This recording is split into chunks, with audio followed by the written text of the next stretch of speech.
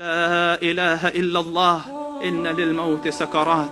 And then, as Aisha says, he looked up as though he saw something. And there are other ahadith that say, Jibreel came to him, make your choice, O Muhammad. And he says, Allahumma rafiq al-a'la. Aisha says, I quickly made dua, the recitations to rub on him, to say, oh Allah, cure him. He said, no, but salillah rafiq al-a'la. But ask Allah to give me the companionship of the ones most high. So then, in this situation, with the siwak having just been completed, and he having made his choice, and the hand trying to put water on its face, the hand fell. And Aisha radiallahu anha realized that the Prophet sallallahu alaihi wasallam has passed away. And of the cry, the heartache, you can't imagine it. So then she sent for Abu Bakr as-Siddiq. And the hadith of the Prophet sallallahu alaihi wasallam, that as the hand fell, the room became filled with fragrance. A smell, a perfume, a scent covered the room. And Salama says, I placed my hand on his chest, and because he's in fever and sweating, and I lifted my hand, and Jum'ah came and Jum'ah went. I used to eat and make wudu, and the perfume and the scent of that perfume wouldn't go away.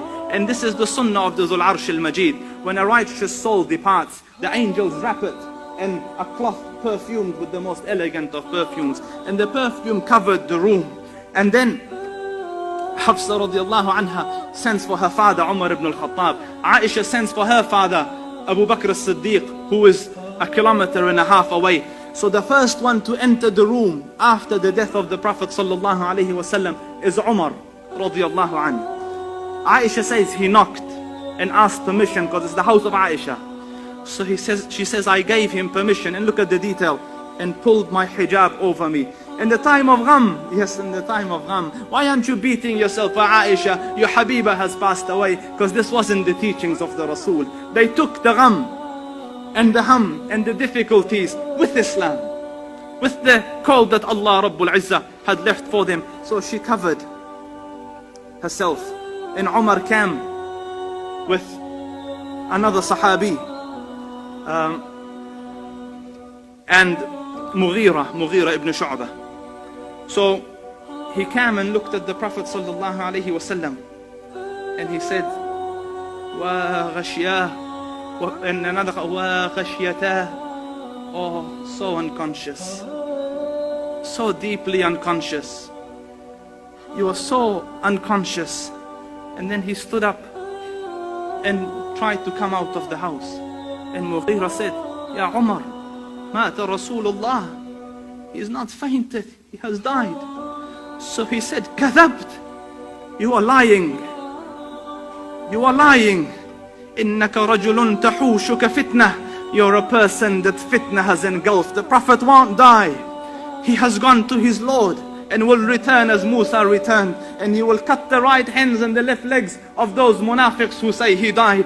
He can't accept the death of the Prophet sallallahu alaihi wasallam. And in his denial, he took out his sword. Whoever says the Prophet died, I will cut his neck off. Or the Prophet hasn't died. And he's shouting in the middle of the masjid, in the middle of this commotion, and the people have gathered around him. Abbas ibn Abdul Muttalib, realizing the situation, says, Ya ayyuhan nas, O people, is there anyone amidst you who has heard? And it's a confusing time, because they don't know what's happening. Umar, one of the greatest of the ummah, is shouting he hasn't died, and the news is coming from the house he has died. So Abbas ibn Abdul Muttalib stood up, O people, is there anyone who has heard anything from the Prophet to the effect that I won't die? And they said no, and Umar said no. So then Abbas ibn Abdul Muttalib said, I make you witnesses over yourselves that Allah Rabbul Izzah, no, the Prophet has given any guarantee that he will live forever. As such, the Prophet sallallahu alaihi wasallam has died. This was the first utterance that it came. And then Abu Bakr as-Siddiq came, radiyallahu anka ya Abu Bakr. He came from Sunh, and he entered the room of his daughter, and the other wives were sitting there covered. And then he went, and the Prophet is lying, salawatu rabbi wa salamuhu alayh, his face glowing bright. So he removed the cover from it. And then he radiallahu anhu leant over and kissed the blessed forehead of the Rasul. And then looking up towards the heavens, he said, Wa Khalila, Wa Khalila, Wa Khalila. Oh my dear friend. Since childhood they're friends. In the ghar they were friends. He gave him his young daughter in marriage. He was the closest friend of the Prophet, the confidant of the Rasul, his best. Wa Khalila, oh dear friend. And then he leant down and kissed him again. And then he said, Wa Safiya, oh you who are chosen, oh the chosen one. And then he kissed him again. And then this time leant over and kissed him. And he said, Wa Rasula, oh my Prophet, oh Rasul. And then he says, the death that Allah Rabbul Izzah prescribed upon you, you have tasted it. Allah won't let you taste this death twice. And what the son of Khattab says is nothing. And then he radiallahu anhu walked out of this room, and Umar is still shouting. So he said, Ala rislika ya Umar, sit O Umar, sit O Umar. And Umar ibn al-Khattab is still shouting. So then he sallallahu alayhi wasallam, he radiallahu anhu walked to the mimbar in the front of the masjid, and then he gives his timeless words to the ummah. Whoever was worshipping Muhammad, understand that Muhammad has died. But for those of you who are worshipping Allah, understand Allah Rabbul Izzah is eternal and doesn't die. And then he read, وَمَا مُحَمَّدٌ إِلَّا رَسُولٌ قَدْ خَلَتْ مِنْ قَبْلِهِ الرُّسُلُ أَفَإِن مَّاتَ أَوْ قُتِلَ انقَلَبْتُمْ عَلَىٰ أَعْقَابِكُمْ وَمَنْ يَنْقَلِبْ عَلَىٰ عَقِبَيْهِ فَلَنْ يَضُرَّ اللَّهَ شَيْئًا. Muhammad is not but the Prophet. Prophets have come before him. Prophets have died before him. If he dies or is killed, will you forsake the deen? Will you turn back on your heels?